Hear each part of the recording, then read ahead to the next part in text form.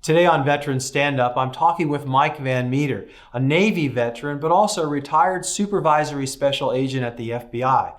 And while there, he was in the National Academy and he developed a course called Leading At-Risk Employees. And Mike, it's because of that course that I invited you to talk today, because I've been reading about a lot of veterans who are at risk, substance abuse problem, particularly alcohol. So we talk about buddy checks all the time. So let's say I'm doing a buddy check and I'm sensing, my buddy's drinking too much. What are the signs? What should I be paying attention to? Well, first of all, I think the fact that that thought even occurred to you means that by definition, there's a problem. If you've gotten to that point, you've probably noticed things like their work performance has decreased. Maybe they're late to, if we're talking about the Navy or in the military, watches or duty stations, work-related issues. So work performance has decreased. They're late, consistently late to showing up for duty. And then also calling out sick. That's probably the primary indicator in a workplace. If you look at absenteeism, missing a Friday, missing a Monday, days after long weekends, if that's consistent, you want to take a good look at that.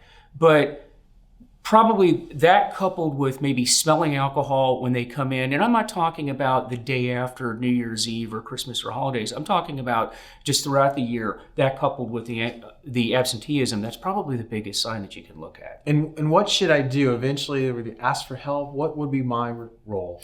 Well, it's important to understand that if you have a friend that you're concerned about, what your friend is suffering from is a disease, a progressive and deadly disease. And this is not something that's a moral issue. And a lot of times the public gets confused with that moral issue versus the disease model of addiction. Your friend, if they've gotten to the point where you're concerned about it, they need to have something done because it will get worse over a period of time. It never gets better. And eventually this will lead to their death. So if this is somebody that you're close to and you're concerned about, look at it as the disease that it is and not the moral issue that they're just going to work through.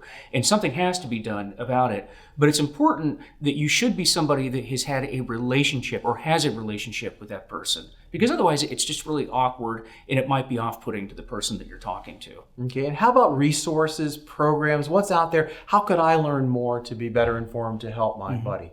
Well, we're fortunate here in the United States that we have a lot of resources that are available to us, and you really need to become educated in those resources. The big ones, if we're talking alcohol in this particular discussion here today, Alcoholics Anonymous or AA, I think most people in the American culture have at least heard of it. Google it, get your local AA office. It's called Intergroup. Find your local Intergroup office. Let them know what your concerns are and look for the nearest meetings, maybe detox centers. The local hospital will have information on it. And then if you need anything beyond AA, like if you need Narcotics Anonymous, Gamblers Anonymous, Sex Anonymous, overeating, undereating, things like that, the people that are in the intergroup are really educated and knowledgeable in those areas, and they can point you into the right direction that may help you in whatever situation you're facing. Thank you, Mike. Mm-hmm.